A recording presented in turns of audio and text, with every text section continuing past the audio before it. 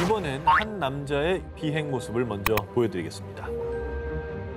뭐야? 풍선이에요? 진짜 풍선이네. 열기구 아니야? 26개의 헬륨 풍선과 나무로 만들어진 일명 판타지호를 타고 시험 비행에 나선 스즈키 요시카즈. 와, 특이하다. 그는 1989년 사업 실패로 큰 빚을 지게 되자 그래, 풍선을 타고 태평양을 횡단하면은 유명해져가지고 후원금도 많이 받을 수 있을 거야. 태평양은 아니 본인이 방향을 제어할 수가 없잖아요. 그러니까 바람에 따라 날아다닐 텐데 안 무섭나? 그리고 영상에서 보셨듯이 1992년 11월 23일 언론의 관심 속에서 약 120m 상공에서 시험 비행에 성공한 뒤 그날 오후 돌연 다녀오겠습니다라는 말을 남기고 스즈키는 풍선으로 만든 판타지호를 타고 일본에서 약 8,000km 떨어진 미국을 향해 떠났습니다. 그런데 다음 날 자정, 다급하게 구조 신호를 보낸 스즈키. 뭐 잘못된 거예요? 이게 상황이 발생된 거구나 이게. 구조 신호를 받은 일본 해상보안청의 수색기가 출동. 다행히 미야기현 상공 2,500m 지점에서 스즈키를 발견했는데요.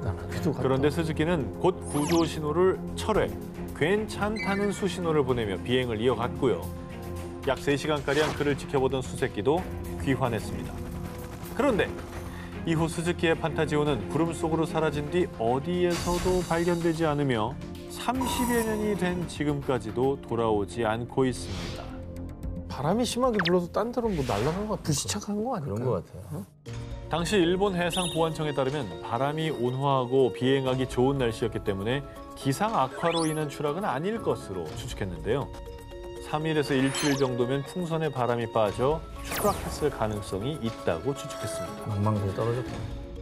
기상천외한 행동으로 상상을 실현하려고 했던 풍선 아저씨. 지금도 일본인들 사이에선 황당하고 안타까운 실종 사건으로 기억되고 있습니다. 2014년 6월 불가리아의 공항에서 사라진 한 남성. 7년이라는 시간이 흐른 지금도 여전히 풀리지 않는 미스터리한 사건인데요.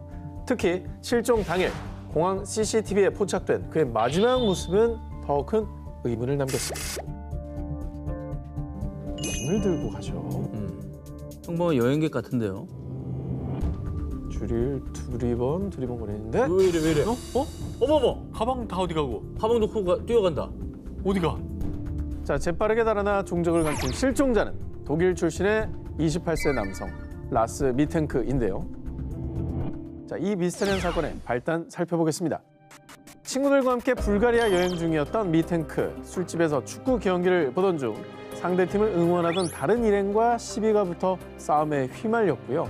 당시 미텐크는 고막 사혈이라는 큰 상처를 입었습니다. 심하게 싸웠구나. 이대로 비행기를 타면 고막 상태가 더 악화될 거예요.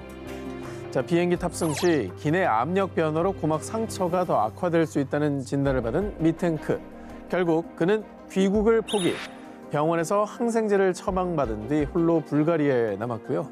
자, 갑작스럽게 여행 일정에 차질이 생기며 여행 경비가 부족했던 미텐크는 값싼 호스텔에 묵게 됐습니다.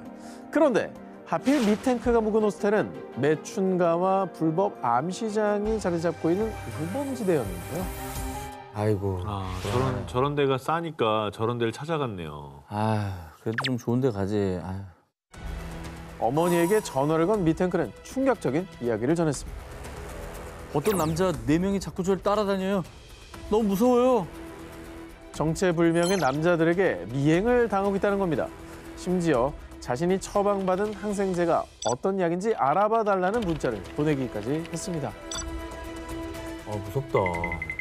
아니 뭐 본의 아니게 무슨 뭐 범죄 목격자가 됐거나 그럴 수도 있는 거고. 연루됐을 수도 있고. 연루될 수도 있고. 의도치 않게 연루가 된 거지. 근데 병원에서 처방받은 약은 왜 의심하죠? 그것도 이상했나?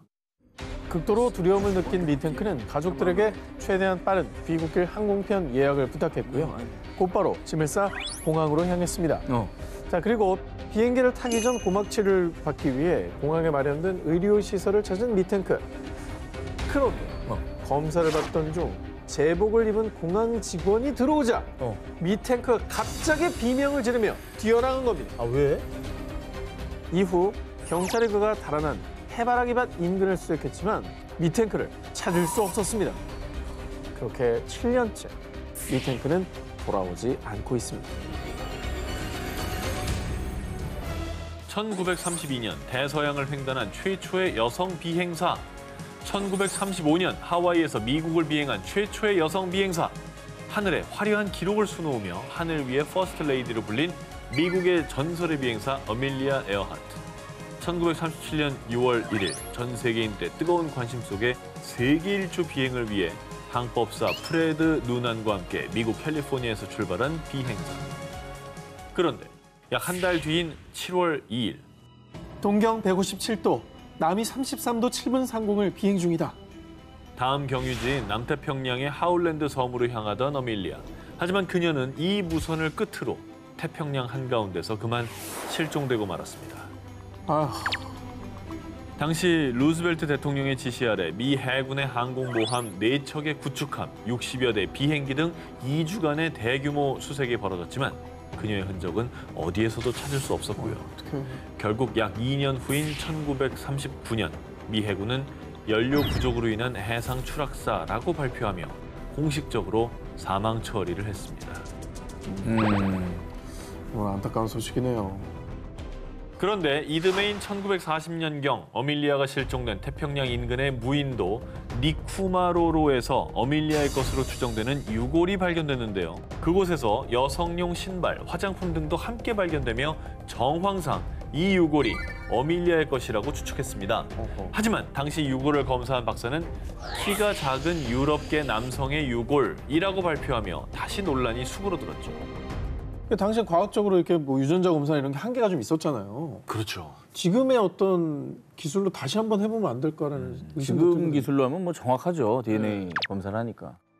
그런데 말입니다. 정말 안타깝게도 니쿠마로로에서 발견된 유골이 갑자기 사라졌다는데요. 뭐야? 그래서 그 유골이 있었다면 현대 기술로 DNA 분석을 할 수 있었을 텐데 그걸 못하게 된 거죠.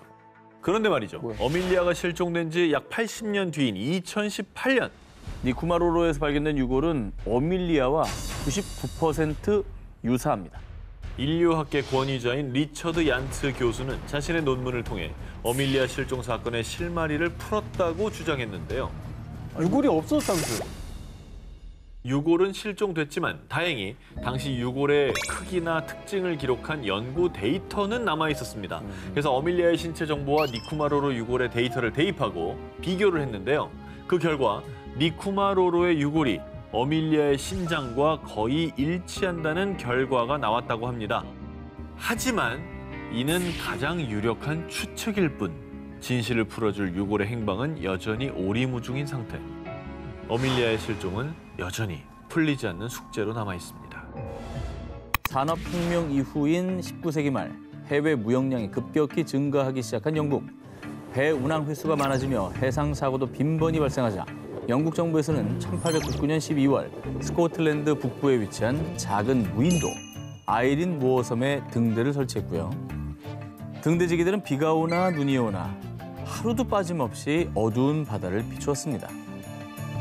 그런데 1900년 12월 15일. 뭐야? 왜 이리 어두워? 등대지기들은 뭐 하는 거야? 항로를 표시해야 할 아이린 모어섬의 등대 불빛이 꺼져 있는 겁니다. 깜빡하고 이 불빛을 안 비춘 거 아닙니까? 아니 뭐 등대가 고장이 났던지. 이에 영국 정부에서는 사태 파악을 위해서 며칠 후 아이린 모어섬의 조사대를 파견했는데요. 그런데 아무 인기척이 느껴지지 않는 등대. 원래라면 등대에 함께 상주하고 있어야 할 등대직이 3명. 토마스 마셜, 제임스 다켓, 도널드 메가더. 이들이 모두 감쪽같이 사라진 겁니다.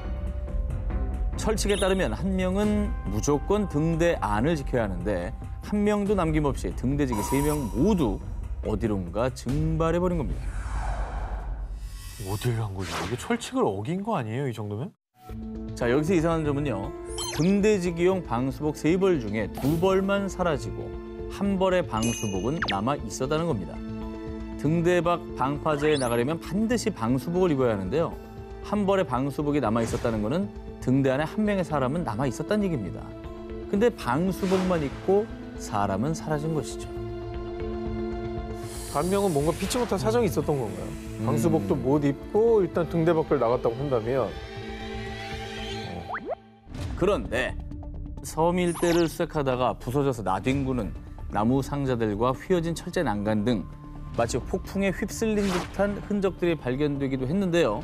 그래서 조사대는 3명의 등대지기들이 풍에 휘말려 목숨을 잃었다고 추정, 상부에 보고했습니다. 그런데 무슨 소리야? 그날은 폭풍이 불지 않았다고. 등대지기들이 사라진 것으로 추정되는 12월 15일에는 폭풍이 불지 않았던 것입니다. 거봐. 실제로 등대지기들이 마지막으로 남겨놓은 등대 일지에도요. 바다는 고요했다라고 기록돼 있었습니다. 그날 이후로 그들의 시신은 물론 바다에서도 유류품 한 점조차 발견되지 않았고요. 결국 등대지기 3인의 행방과 진실은 지금까지도 미스테리로 남아 있습니다. 일본의 오카야마 현의 한 경찰서로 걸려온 한 통의 전화. 히메사카 동굴 속 지하호수에 사람이 빠졌다는 신고 전화였습니다. 신고자는 탐구 동아리 회원들로요. 그들은 동아리 회원 중 한 명인 나구라 유우키가 호수에 빠져 실종됐다고 설명했는데요. 아니 동굴 탐험 같은 건 보통 이렇게 단체로 다니지 않아요? 그렇죠. 혼자 이렇게 실종될 수가 있나요? 길을 잃으면 그럴 수 있죠. 아니 그 몰려다니고 막 그러지 않나요? 몰래 다니다가 괜히 여기 신기해서 이렇게 들어가다가 혼자 길을 잃어가지고 네, 뭐 그럴 수 있지 않을까요? 오전 11시 30분 나구라를 포함한 5명의 회원들이 동굴 탐험을 시작했고 오후 2시쯤 동굴 속에 있던 지하 호수에서 수영을 하기 위해 들어간 나구라가 어느 순간 갑자기 사라졌다는 것이었는데요. 아 근데 아까 오후 6시 15분에 신고했다고 했잖아요. 오후 2시에 실종이 됐으면은 실종되고 신고하기까지가 한 4시간을 그냥 날린 거 아닙니까? 너무 오래 걸린 거 아니에요? 찜찜하죠. 네. 자, 그렇습니다. 동굴 입구와 사건이 발생한 지하 호수는 편도로 한 1시간 반 거리. 동아리 회원들이 오후 2시에 사고를 목격하고 신고를 위해 동굴 밖으로 나왔다고 하더라도 늦어도 4시쯤에 신고가 들어갔어야 되지만요. 그렇지. 이 2시간이 넘는 긴 공백이 있는 겁니다. 하지만 이 공백에 대해서 동아리 회원들은요. 아니 거기 길이 워낙 험해서 헤매느라고 나오는데 오래 걸렸어요. 일단 경찰은 실종된 나구라를 찾기 위해 6일 동안 밤낮 없이 수색했지만 끝내 나구라의 시신은 발견되지 않았고요. 결국 경찰은 단순 사고로 사건을 종결지었습니다. 하지만 사건 이후에도 논란은 계속되었습니다. 자, 먼저 이 호수는 물이 매우 탁해 잠수나 수영을 하기엔 적절치 않은 곳인데요. 그리고 지하 호수로 향하는 구멍은 매우 험하기 때문에 와이어와 로프를 이용해야 내려갈 수 있었는데요. 그런데 나구라가 호수에 빠져 실종됐음에도 불구하고 동아리 회원들은 와이어와 로프를 철거하고 모두 함께 동굴 밖으로 나왔다는 점입니다. 봐요. 장비를 다 걷어 나오면 나구라가 이제 호수에서 나왔다 쳐요. 나올 방법이 없어요. 못 나오지. 네. 못 나오는 거예요. 미심쩍은 정황은 이뿐만이 아닙니다. 동아리의 회장과 부회장은 경찰과 기자를 피해 다니다 동아리에서 돌연 탈퇴했고요.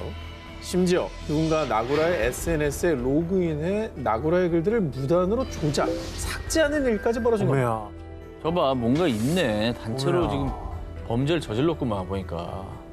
무슨 내용이 SNS에 있길래 해킹까지 하고 조작을 하고 뭐 지우고 그래요? 저는 오히려 그 조작되거나 삭제된 글이 뭔지 궁금하네요. 어허. 뭘 감추고 싶었을까? 그렇지. 뭘 조작했을까? 나구라는 어쩌다 지하 호수에 들어가게 됐을까요?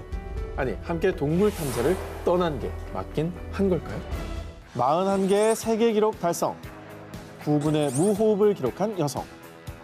자, 인간의 한계를 넘어선 숨막히는 도전, 세계에서 가장 위대한 프리다이빙의 여왕이 있었습니다. 러시아의 세계 챔피언 나탈리아 몰차노바. 자, 그런데 말입니다. 세계 신기록을 기록했던 잠수의 여왕이 그만 물속에서 실종되는 사건이 발생했는데요. 아이고. 어떻게 해?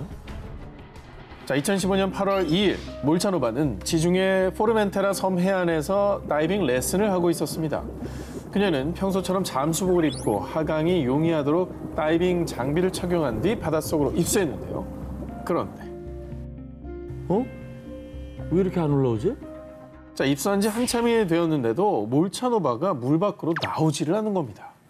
이에 동료들이 입수를 해서 찾아봤지만 그 어디에서도 찾을 수가 없었죠.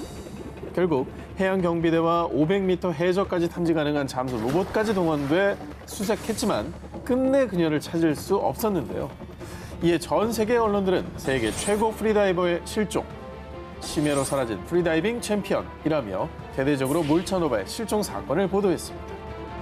근데 선수였기 때문에 그렇죠. 이 사고가 나도 좀 잘 대처하지 않았을까 하는 생각도 드는데 어떻게 된 겁니까 이게? 당시 단순 사고라고 종결짓지를 못했던 게 세계 신기록을 보유했던 프리다이빙 선수였기 때문에 그러니까. 그녀의 실종 사건에 대한 여러 의문들이 제기됐었는데요. 자, 첫 번째입니다. 혹시 몰차노바가 급류에 휘말린 건 아닐까라는 의견이었는데요. 하지만 당시 기상에는 큰 이변이 없었다고 하고요. 두 번째, 몰차노바가 위험한 암초 지역에 걸린 건 아닐까였는데 하지만 바다의 암초 사이에 몸이 끼어 나오지 못한 것이라면은 시신이 발견되거나 구조 도중에 눈에 띄었어야 되는데 그렇죠. 그렇지가 않았고요. 그리고 당시의 수심은 30에서 40m. 숨을 참고 자명할 수 있는 깊이가 최대 101m나 됐던 그녀에겐 어렵지 않은 코스로요. 몰차노바가 깊은 수심까지 잠수했다가 당황해서 물속에서 길을 잃었다고 보기에도 납득이 가지 않았습니다. 의문만 남긴 채 심해로 사라진 잠수의 왕 몰차노바. 그녀의 아들 알렉세이는 엄마를 바다에 놓아주며 이런 추모의 말을 남겼습니다. 엄마는 바닷속에 계실 것 같아요. 바다를 가장 좋아하셨으니까요. 수많은 항공기와 선박이 사라지는 미스테리 트라이앵글, 버뮤다 삼각지대. 그런데 미국 동북부 버몬트주에 일명 육지의 버뮤다 삼각지대가 존재한다고 합니다. 바로 버몬트주 베닝턴에 있는 글래스텐베리 산을 중심으로 우드포드, 샤프트베리, 서머셋 지역을 포함하는 삼각지대, 베닝턴 삼각지대입니다. 근데 저 삼각형의 지대 안에서 실종 사건이 그러면 계속 나오는 건가요? 그렇습니다. 이 공포의 베닝턴 삼각지대, 미스테리한 연쇄 실종 사건은 76년 전부터 시작됐습니다. 1945년 11월, 이 지역의 베테랑 사냥 가이드 미디 리버스는 여느 날과 다름없이 당시 4명의 사냥꾼을 이끌고 숲으로 들어갔는데요. 그런데 리버스가 어디 갔지? 사냥을 마치고 돌아오던 길 무리에서 조금 앞서 걷던 리버스가 어느 순간 보이지 않게 된 겁니다. 뭐야? 그리고 아무리 기다려도 돌아오지 않자 마을 주민을 비롯해 미군까지 출동. 그 일대를 샅샅이 수색했지만 리버스의 흔적은 어디에서도 찾을 수가 없었습니다. 베테랑 사냥 가이드라면서요. 그렇죠. 이거 한두 번 다니는 길도 아니고 아니 그 동네를 아주 손바닥 보듯이 훤히 알 텐데. 이게 흔히 말하는 눈 감고도 다닌다 얘기하잖아요. 그럼. 이게 길을 잃은 건 아닐 것 같은데. 야생동물이랑 마주쳤나? 자, 그런데 실종 사건은 이게 다가 아니었습니다. 리버스 실종 1년 뒤인 1946년 12월 베닝턴 삼각지대에 롱 트레일로 하이킹을 하러 간 대학생 폴라 웰든. 하지만 다음 날 웰든이 수업에 참석하지 않자 이후 실종 신고가 접수됐고요. 갑자기 사라진 웰든을 찾기 위해 대규모 수색대가 투입됐는데요. 하이킹을 하러 갈 당시 웰든은 눈에 띄는 빨간색 옷을 입고 있어서 그녀를 봤다는 목격자들도 많았지만요. 그녀 역시 어떤 흔적도 발견되지가 않았죠. 목격자는 많은데 흔적이 하나도 없다라는 게 공통된 거잖아요. 마지막 포인트를 못 봤다는 겁니다. 저 이상하다. 이상하다 진짜. 자, 게다가 과학적으로 도저히 설명할 수 없는 실종도 발생했습니다. 1949년 12월 세인트 알반스에서 베닝턴으로 향하는 버스에 탄 제임스 테드포드. 당시 버스 승객들의 증언에 따르면요. 그 남자 분명히 마지막 정거장에서도 계속 앉아 있었어요. 하지만 버스가 베닝턴에 도착했을 때 그가 사라졌다는 겁니다. 자, 그리고 신비한 실종 사건은 이뿐이 아니었습니다. 1950년 10월에 8살 소년 폴 잽슨과 50대 프리다 랑거까지 연이어 실종. 1945년에서 1950년 사이 모두 5명이 이 베닝턴 삼각지대에서 실종됐는데요.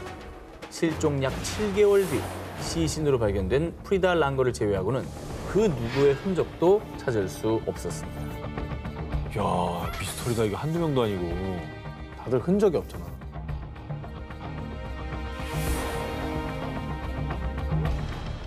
(2004년 1월) 마라도 남서쪽 55km에서 어선 A호 실종.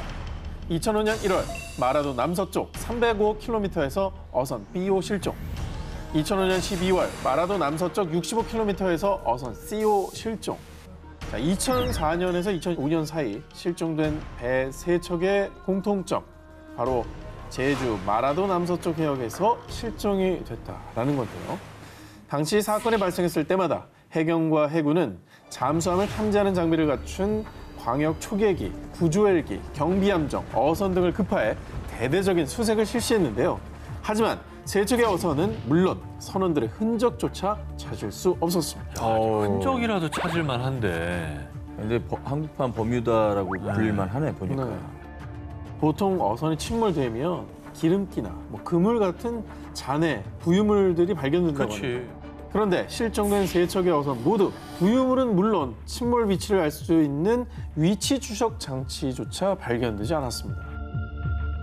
그래서 실종 사건을 수색한 해경조차 어선이 침몰하면 반드시 많은 흔적을 남기는데 이렇게 아무 흔적도 없는 건 해경 역사상 처음이다라는 말을 남길 정도였다고 합니다.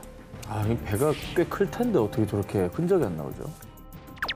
마라도 해역이 제2의 버뮤다로 불리는 또 다른 이유가 있는데요. 실제 버뮤다 해역에는 메탄가스가 분포되어 있는데 일부 과학자들은 버뮤다에서 수많은 실종 사고가 일어나는 원인 중에 하나로 이 메탄가스를 지목하고 있습니다. 왜? 해저에서 갑자기 메탄가스가 분출이 되면 큰 거품 덩어리가 배를 둘러싸는데 이때 물의 밀도가 낮아지면서 배가 부력을 상실해 바닷속으로 빨려 들어간다는 거죠. 어머나. 자, 그런데 2009년 한국해양연구소 소속의 한 박사에 따르면 실종 사고가 난 마라도 해저에도 메탄가스가 매장되어 있다는 점에 주목. 즉, 메탄가스가 매장된 버뮤다 해역처럼 메탄가스가 있는 마라도에서도 의문의 실종 사고가 발생하는 게 아닌가라는 추측을 내놨던 겁니다. 아직 원인이 정확히 파악되지 않았지만 이 근처에서 조업을 하시는 분들, 운항하시는 분들 또 각별히 1991년 3월 15일 일본 미에현. 오후 2시경 귀가한 8세 어린이 카모마의 유키. 당시 아버지는 낮잠을 자고 있었고 유키는 평소처럼 혼자 코코아를 타 마셨습니다. 그런데 오후 3시 30분경 언니가 집으로 귀가했을 땐 집안의 온기가 채 가시지 않은 따뜻한 코코아 한 잔만이 있을 뿐 유키는 그 뒤로 집에 돌아오지 못했습니다. 유괴인가 보다. 따뜻한 코코아면 정말 찰나다, 진짜. 순식간에. 아니면은 친구 만나러 그냥 막 나간 거 아닐까요? 실종 당일 유키는 친구들과의 약속을 모두 거절했다고 합니다. 어쨌든 뭔가 긴박한 상황이 벌어졌다는 얘기네요, 그죠? 당시 제보에 따르면 학교 놀이터, 하천, 역에서 유키를 본 목격자들이 존재했는데요. 즉 유키가 집안에서 납치되거나 긴박한 상황이 아니었던 겁니다. 그리고 사람들은 친구들과 약속을 취소한 유키가 혹시 다른 누군가를 만나기로 한 게 아닌가 추측. 실제로 경찰이 입수한 결정적 제보엔 흰색 승용차에 탄 사람과 얘기하는 걸 봤어요. 그 사람을 일단 찾아야겠네요. 대화를 했다면서요. 그 자동차를 좀 수배해야겠네. 유괴범일 수 있잖아. 그렇지, 그렇지. 하지만 당시 돈을 요구하는 범인의 협박 전화나 편지는 없었습니다. 그런데 약 3년 후 유키의 실종 사실이 잊혀질 무렵 일본을 발칵 뒤집은 편지 한 통이 유키의 부모에게 도착합니다. 그 괴문서에는 매춘부 출신 여자가 야쿠자에게 지시를 받아 유괴했고 유키는 매춘부로 러시아에 팔려갔다라는 내용을 유추해냈는데요. 하지만 편지엔 아무 흔적이 없었고요.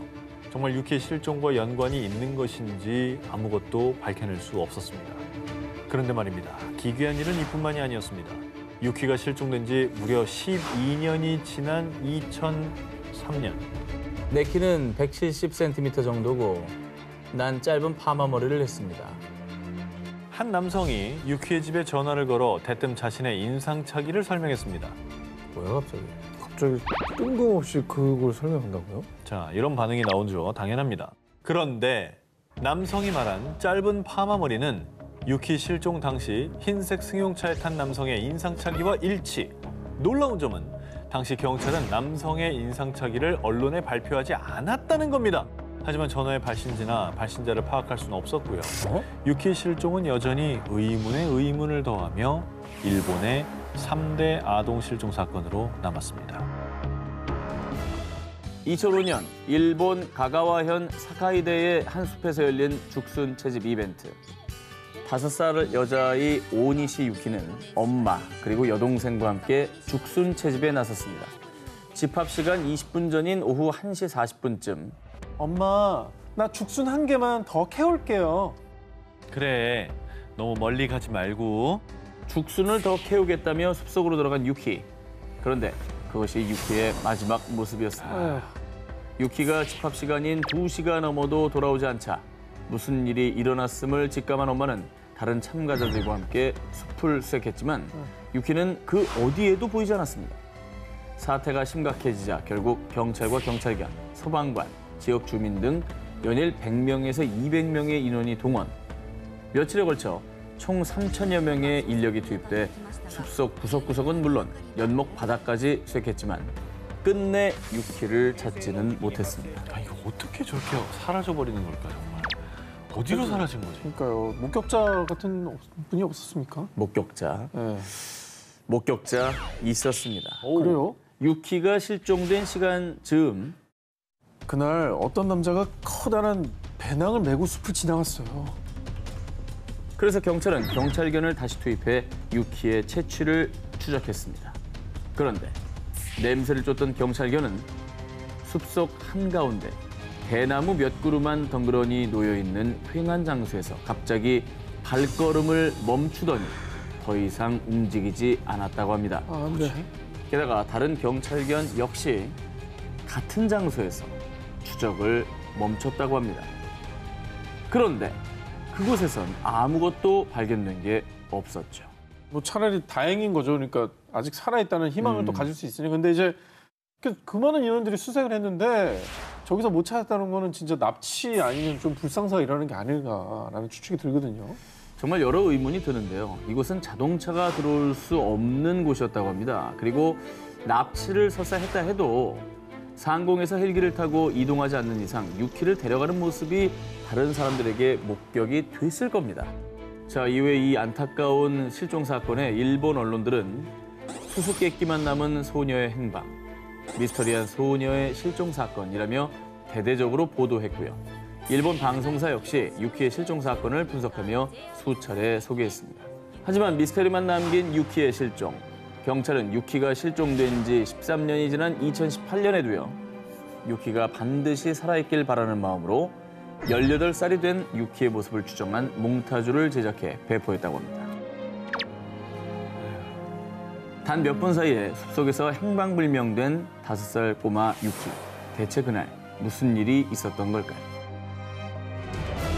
1997년 6월 14일 일본 미에현 17살 고등학생 야마 유코는 오후 8시 30분경 자전거를 타고 친구 마이의 집으로 향했습니다. 나 10분 뒤면 도착해. 이따 봐. 공중전화로 친구에게 메시지를 남긴 유코.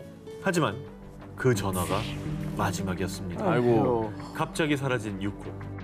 가족들은 사라진 유코를 찾기 위해 온 동네를 돌아다녔고 결국 경찰에 실종 신고까지 했죠. 한편 친구 마이는 신라 같은 희망을 안고 유코의 무선 호출기에 자택 전화번호를 남겼습니다. 그런데 유코가 실종되고 이틀 뒤 마이의 집으로 걸려온 한 통의 전화. 네? 유코 무선 호출기를 갖고 있다고요? 난 유코란 사람 몰라. 그냥 무선 호출기를 주운 것뿐이야. 아, 호출기를 주었다고요? 어디서요? 그게 아니라 내가 유코에게 돈을 빌려주고 무선 호출기는 담보로 받은 거야. 갑자기 말을 번복한 그 전화 속 남성이 의심스러웠던 마이는 그 남성과 만나기로 약속했는데요. 하지만 마이가 경찰과 동행한 걸 눈치챘는지 그 남성은 약속 장소에 나타나지 않았습니다. 대신 며칠 뒤 다시 마이에게 연락했어요. 한 버스 정류장에 실종된 유코의 무선 호출기만 두고 사라진 남성. 모든 게 너무 의심스러워요, 지금. 말이 막 바뀌고 막 이러니까. 그 남성은 며칠 뒤 무선 호출기를 잘 돌려받았냐며 또다시 마이에게 연락했는데요. 뭐야? 그런데 이때 경찰이 위치 추적에 성공해 그 의문의 남성을 체포할 수 있었습니다. 다행이다. 남성의 정체는 당시 48세였던 타츠야. 조사 결과 그는 강간, 강도 등의 혐의로 12년간 복역했다가 얼마 전에 출소한 것으로 밝혀졌는데요. 허허. 그런데 말입니다. 과거 그의 강도 수법이 자전거를 탄 여자를 밀친 후 금품을 강탈하는 거였다고 합니다. 유코, 그래. 유코도 자전거 타고 있었잖아요. 그러네. 수상한 점은 이뿐이 아니었습니다. 경찰이 위치 추적으로 처음 타치야를 발견했을 때 타치야는 유코의 손수건을 가지고 있었고요. 뭐야? 수사 도중에는 타치야의 차 안에서 유코의 모발과 유코의 한자 사전이 발견됐는데요. 그리고 타치야의 승합차 좌측 범퍼에는 무언가와 충돌한 흔적도 남아 있었죠. 게다가 유코가 실종된 당일 공중전화 박스에서 전화 중인 학생 옆에 승합차가 정차해 있는 걸 봤어요. 타치야의 승합차와 같은 색, 같은 차종이 실종 직전 유코 주변에서 있다는 걸 봤다는 목격자가 나타난 겁니다. 그리고 타치야가 범인이라면 유코가 어디 있는지 이거 얘기해 줘야 되는 거 아닙니까? 단서를 쥐고 있다니까요. 좀 알고 있는 것 같거든요. 당시 경찰은 타치야를 유코 실종 사건의 유력한 용의자로 보고 수사했습니다. 그런데 난 범인이 아니에요. 유코에게 돈을 빌려줬을 뿐이라고요.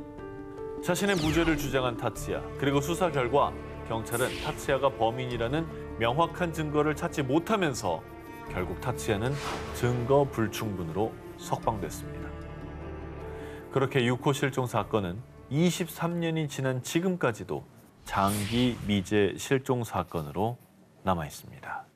유코의 부모님은 지금도 희망의 끈을 놓지 않았고요. 유코의 실종 당시 모습이 담긴 전단을 배포하며 이 전단을 나눠주는 게 마지막이길 바란다 라며 유코가 돌아오길 기다리고 있습니다.